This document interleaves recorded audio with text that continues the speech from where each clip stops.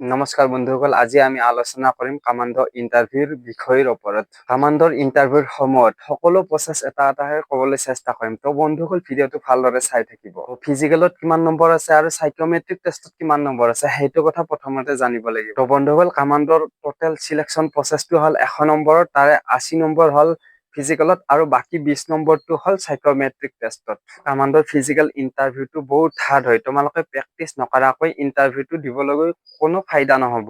কাৰণ এইটোৱে হ'ল তুমি যদি কম নম্বৰ লৈ পাছ কৰা তেতিয়া সেইফালে তুমি সাইকোমেট্ৰিক টেষ্ট দিবলৈ সুযোগ নাপাবা। সাইকোমেট্ৰিক টেষ্ট দিবলৈ এইবাৰ টক্কৰটো অলপ বেছি হ'ব, কাৰণ এইবাৰ অলপ পোষ্ট কম। তো বন্ধুসকল এইবাৰ পোষ্ট কম বুলি তোমালোকে নিজকে নাৰ্ভাছ নহবা, নিজকে হতাশ নহবা, কাৰণ মই চব ভিডিঅ'তে এটাই কথা বাৰে বাৰে কৈ থাকো, তোমাক 10,000 20,000 পোষ্টৰ প্ৰয়োজন নাই। তোমাক এটা পোষ্ট লাগে, সেই এটা পোষ্টৰ কাৰণে তুমি প্ৰিপাৰেচন কৰি ইণ্টাৰভিউটো দিয়া।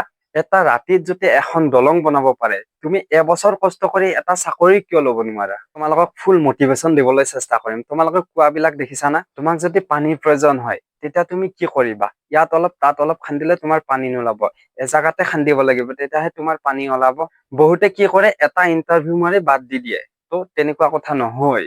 তুমি এটা নহয়, দুটা নহয়, তিনিটা নহয়, তুমি 10টা ইণ্টাৰভিউ দিয়া। সেই 10টাৰ ভিতৰত এদিন হলেও এটা হলেওতো তোমাৰ হৈ যাব। মেহনত নকৰাকৈ তুমি একো বস্তুতে ছাকচেছফুল হ'ব নোৱাৰিবা।